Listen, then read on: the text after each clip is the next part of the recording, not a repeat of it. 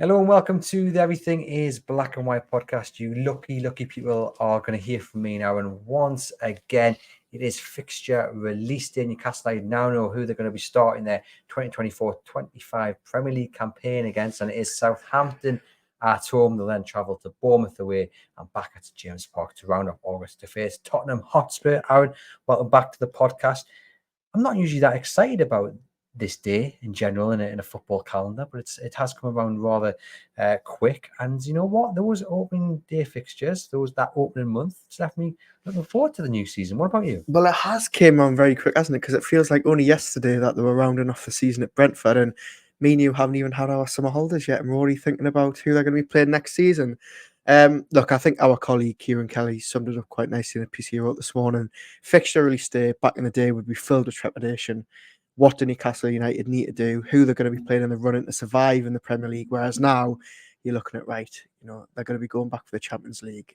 Who have they got on that final run? And now a lot of people will say, look, they play everyone home, they play everyone away. Where does it matter? But I think there is a couple of interesting little quirks and a little, few tidbits to go through. And I think, as you say, the start for once looks all right. It does. And I am someone who subscribes to that notion that you have to play everyone at some point. So it doesn't really matter when you look at the fixture list as a whole. But this time around, I don't look at a certain month and go, oh my God, where are the points going to come? Last season, the season before, there were certain months you go, that is going to be a very, very tough month.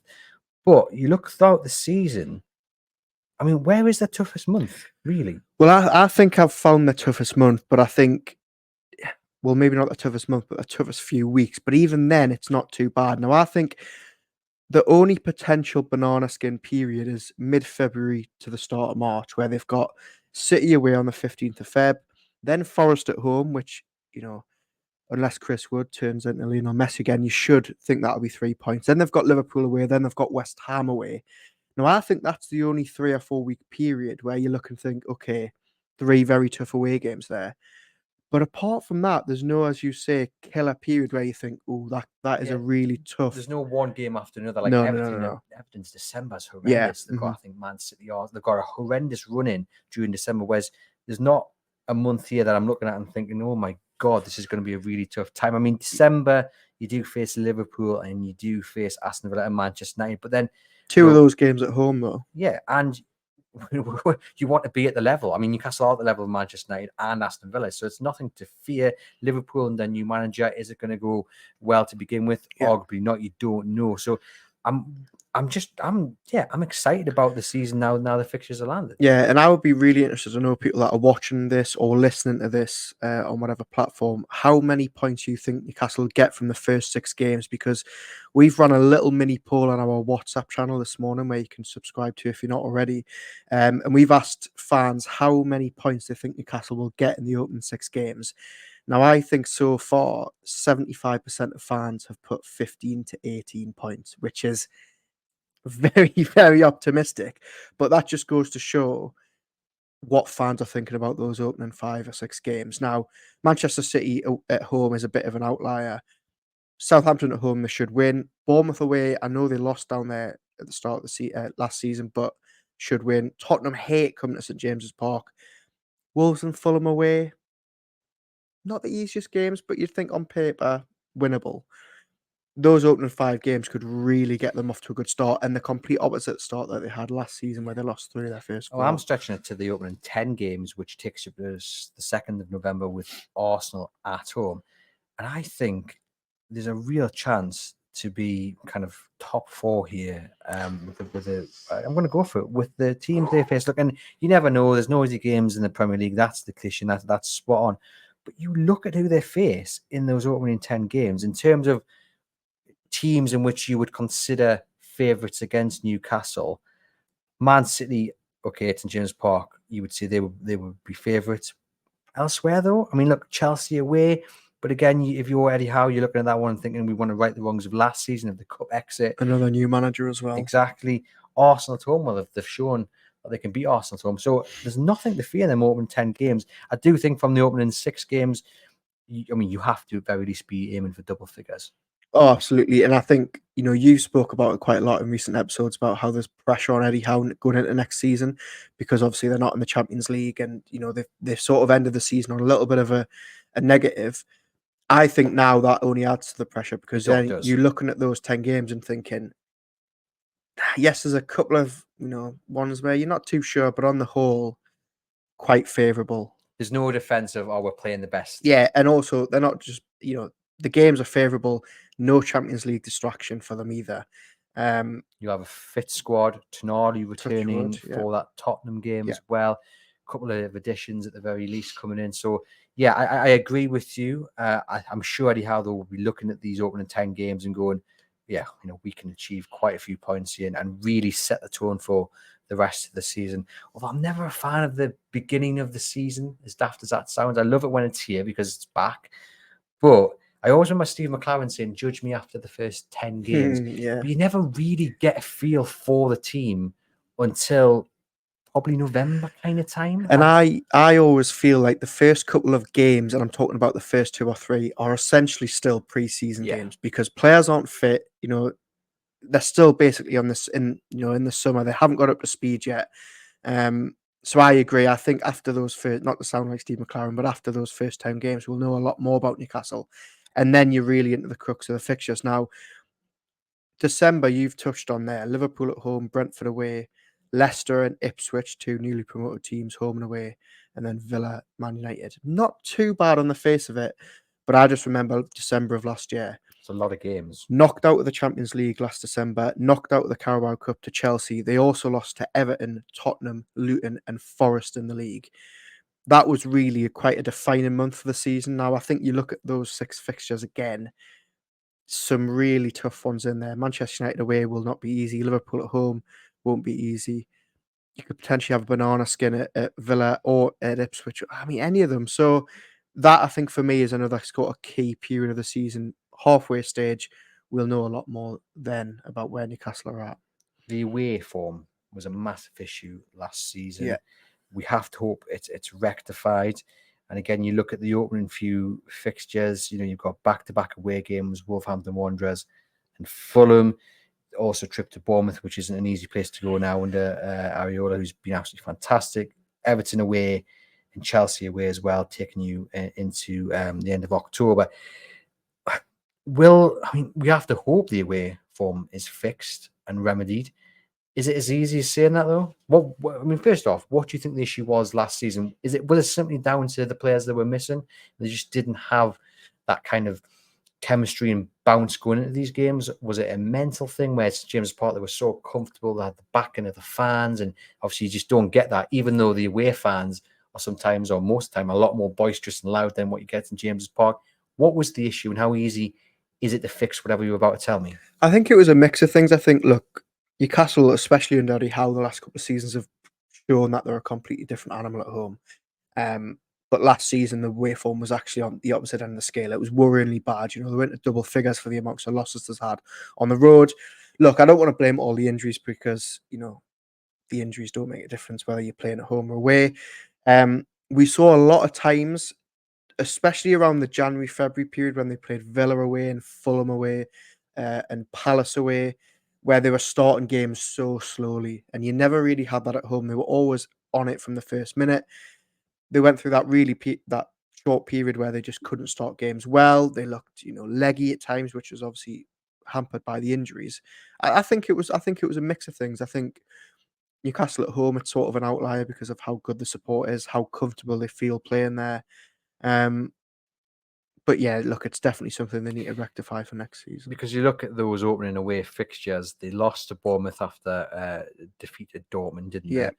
Lewis Miley making his first start and didn't look out of place, but that was when the injuries really started to take hold of Newcastle United's team. Wolverhampton Wanderers threw the lead away twice, if I'm not mistaken. They should have won. They drew 2-2. And Fulham, they were awful and somehow picked up victory. So Fulham should have been outside by half time as well. So compared to last Everton season, away as well, which is their 4th away game. They got beat 3-0 in December. Chelsea away, they got knocked out of the cup there. Yeah, and they also they did get beat, didn't they? Yeah, they lost to Chelsea. Yeah. So going to grounds there where they didn't have the best of times last season. will it be difficult for Eddie Howe to kind of mentally erase what happened last season? Because we mentioned, the defeat at Bournemouth wasn't great, the performance to Fulham wasn't great, there was frustration against Wolverhampton Wanderers and frustration against Chelsea as well, because they'd been in such dire form, and Newcastle just kind of, I don't want to say rolled over, but they weren't very good is the point. How easy is it for Eddie Howe to kind of just say, look, clean slate, first 4 away games here, we want to be picking up, he would say, what, minimum 2 wins, sorry? Yeah, you've got to hope that there's no sort of mental hangover from last season and they aren't carrying those, whatever doubts was lingering when they were on the road last season. You hope they aren't carrying them with them this time. The end of the season really strongly away from home. Obviously, very big win at Brentford, also beat Burnley as well. So hopefully that carries on. And also, I think if you look at the first 3 games, 2 of which at home, which are so winnable. Southampton at home, you've got to get off to a good start. Tottenham hate coming to St James's Park. Newcastle love playing them at home. If you can get those first 2 home wins under your belt, that suddenly makes Wolves easier, Fulham easier. You want to win, though, against Bournemouth away, don't you? The Yeah. first away game, because we're talking about being stuck in this rut. Yeah. Losing to Bournemouth is not how you want to start your Premier League away campaign. Is it? Yeah, 100%. You're absolutely right. You've just got to hope that they start really well, as you say, and as we talked about, fans seemingly from the poll we've conducted are very confident of a good start. Should you see 9 points from the August? Yeah, potentially. Look, I honestly think the hardest game out of those 3 is Bournemouth away. Bournemouth at stages last season was so good. You think they'd strengthen this summer, hopefully keep some of their best players. That's what it's going to come down to. If they start that game, I don't know what I don't know if this will be their first home game. I would You'd assume imagine, it might be. They've lost Dominic Solanke, they've lost Lloyd Kelly. Bournemouth fans are devastated at that. But imagine they lose Lloyd Kelly. Imagine they lose Dominic Solanke. Imagine they lose Solanke. That's a big hole to fill. Yes, you'll get £70 million, but it's very difficult to find a striker whose team, you've built your team around him. They could be going to that first home game devastated, really. Yeah, absolutely. And look, 9 points from August would set you up so well. It would be the absolute polar opposite to last season when Newcastle started so well at home to Villa. And then just seemingly, we were talking about. We were sat here. I think we were talking about league title challenges, weren't we? Sandro Tonali being a world-class player. And then obviously they went and lost to City, Liverpool, and Brighton on the bounce and played pretty poorly in 2 of those 3 games. So, look, it's crucial that those 5-6 games will set the tone, for how the season goes. Of course, the flip side to that discussion that we just mentioned about Solanke and Bournemouth, Newcastle could potentially, and I hope they're not, but they could potentially find themselves in a similar position. Bruno Guimaraes, Alexander Isak, both attracting interest. Hopefully, both will still be here come August and then come the close of the window. But it will be a nervous time, even if they're both in the team for Southampton, Bournemouth, Tottenham. You've still got the window open, and a good performance in those 3 games could suddenly turn the heads of some suitors who've sat on their hands just waiting to see how they start the season. Yeah, absolutely. I think the one thing to say about that is Eddie Howe, and he's been consistent in wanting to do this the last 2 or 3 seasons, is he will want that squad pretty much nailed on in terms of both incomings and outgoings long before Southampton on the 17th, probably by the time the Cellar Cup comes around. Now, the last couple of windows, they've been very, very good at doing that. We've already seen them move very quickly this summer for Lloyd Kelly. Last time around, they wasted no time getting the likes of Botman and Pope through the door very early in the summer. So you have to hope that Eddie Howe, by the time Southampton comes around, has pretty much got that squad nailed on. Talk to me then about Sandro Tonali. Spurs will be the first game that he's available to be picked for. That's on the 31st of August, of course. He's been missing it since being banned for betting offences. Yeah. It's going to be a big moment for him, even though he'll be available to be picked for that game. You would imagine he would not be starting because he's been, as much as he's been training with his teammates, which have been brilliant for his mental health and to keep him fit, that competitive edge will be missing. Available to be picked for the Spurs game, but I would imagine you're probably not going to see him up to speed until what? I'm just going to pick a fixture out here. Maybe like Palace away on November the 30th. I think it's going to take. I know that's really. That seems a long time. You think it's going to take 3 months to get him up to speed? To see him at his best. You think he's no? Okay, go on then. You pick a fixture there, September, October, where you think he's going to be hitting the ground running. Look, I think he's from what we can hear, he's been training very well behind the scenes. Yes, I know that he won't have been playing competitively. We probably will see him in some friendlies, hopefully this summer. I'm not sure whether that's 100% confirmed. I think it can only happen. There's no way that you're penciling in November 30th for him being back and firing. I'm going to go Fulham away or City at home end of September. He'll be back to his best. Well, I hope Also, so. I'm very, very glad that, as you say, he probably won't start that Tottenham game at home on the 31st of August, but you can see it now. Huge reception, fans buzzing. Wouldn't even put it past there being a fantastic War Flags display in his honour. That'll be a fantastic afternoon when he's back. It certainly will be. It'll be like a new signing, Well, as Alan Pardew used to say. We've got Aston Villa, the Boxing Day clash at home. I'm trying to find here. I mean, maybe you know Aaron off the top of your head. What has Newcastle's fixture list been like on Boxing Day? Because I'm pretty sure they're nearly always away. If I'm honest, I don't have it off the top of my head, and I don't confirm that, but it certainly does feel like I remember last time when we got Forest at home on Boxing Day, there was a bit of surprise because we're always away on Boxing Day. An Amazon special, that wasn't it? Yeah, I'm glad that I always prefer Newcastle to be at home on Boxing Day, but also it means that, you know, we do have to travel to St James Park with the almighty Christmas hangover, which was made 10 times worse last year by Chris Wood turning it on in style. But I always prefer Newcastle being at home on Boxing Day. And at the minute, as it stands, no game on New Year's Eve or New Year's Day, which is a bit of a surprise. That was the same last season? No, they played They played Liverpool on on New Year's Day. Or was that the 29th? No, they played Liverpool on did, New Year's okay. Day. It was the first game of the year. Yeah, so that's going to be really interesting game. Really intrigued to see Aston Villa get on with the Champions League. I mean, I'm going to it's all hypothetical because we don't know what's going to happen. But let me just put the 4th of January in your mind, which is away to Tottenham Hotspur. Newcastle travel down to the capital. Where will Newcastle United be sitting at the turn of the year? Well, if I ask you, it'll be top 4 by all accounts. Look, I think, as we said, there is a little bit more pressure on Eddie Howe this season because no Champions League, no Europe, hopefully a lot of players back and a better squad at his disposal. Newcastle, I think, will be in and around the top 6. They've got to be in and around the top 6. You know, there's none of this, you know, leaving it for a late push or struggling. As we've just said, they should, on paper, get off to a really good start. As I've said, no distractions with Europe. Hopefully, touch wood, a better injury record. There's absolutely no excuses for them not being in that push for Europe. They might not be top 4. I might not be as optimistic as you, but they've got to be in and around the top 6 and giving it a real good go to, you know, not be playing catch up like they were this year. And just finally, obviously Ipswich back in the Premier League, Leicester City back up, Southampton back up as well. But it's all about the visit to Portman Road, isn't it? That's the one I think fans will be really looking forward to. A long journey, but you know, obviously the links to Sir Bobby Robson, the Sir Bobby Robson stand, the statue outside.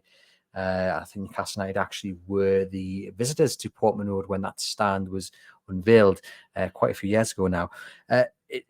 That's one of those grounds I think people would be wanting to tick off if you haven't been before. It was like Luton last season, wasn't it? That was the away game where all fans, all eyes were on that. I think it'll be the same. Obviously, they played them twice in the Championship in the last 10 to 15 years. I think the last time they played each other in the Premier League was 2001, if I'm not mistaken. So a long time coming in the top flight. That'll be fantastic. I'm really intrigued to see how Ipswich get on this season. I think it's great that they've kept Kieran McKenna. And obviously the Sir Bobby Robson link, that'll be a fantastic day. But that's the one away day you were looking for, wasn't it, when the fixtures came out? In terms of a home fixture, what stands out for you? What's the one you're most looking forward to? I always enjoy the visit of Manchester United to St James's Park. We have to wait till 12th of April. Yeah, it's a long time. One. I mean, looking just initially at the first few months, I'm not going to put City down because Newcastle should have beaten them the last twice in the Premier League and have slipped up right at death. Looking at it, I mean, there's a couple that I like. I think first off, I'll go Tottenham 31st of August. I can see that being a hammering. I love it when Newcastle play Tottenham at home because for whatever reason, there's just something in the air, isn't it? Tottenham just hate playing Newcastle at home. Arsenal 2nd of November. Hopefully that's a night game. I love playing Arsenal at night because we always beat them. Liverpool at home. Just every fixture. Every home. To be fair, all 38. The fortress. It's the same as every season. Newcastle's season is made up or broken by their home form. Those are the standouts in the first half of the season. Villa at home on Boxing Day will be a fantastic game. And Everton at home, last game of the season, that'll be a good one. So yeah, there's plenty to stand out. I'm going to get you to make a final prediction. One final prediction before we sign off. Let me just find out what date's on already. So the 31st of August, Newcastle welcome Tottenham. At the moment, penciled in 3 p.m. on that Saturday. That is my pick for the first TV fixture for Newcastle United in the new season. What's your first pick? Yeah, I think I'll go with that. Yeah. Sunday, 4 p.m. Good old Sky. I think that'll be Saturday early kickoff. Oh, little BT. Mark, there we go. Well, ladies and gentlemen, Hope you've enjoyed the episode. Newcastle United's fixtures for the new season are out. Head over to chroniclelive.co.uk to see them in full for all the best opinion and analysis on the fixture card. We are certainly looking forward to the new season. Head over to the Transfer Daily Live blog as well, where you'll get all the rumours, gossip, and concrete stories. Hit subscribe, hit follow, leave us a rating and review. And for myself and Aaron, we'll see you guys next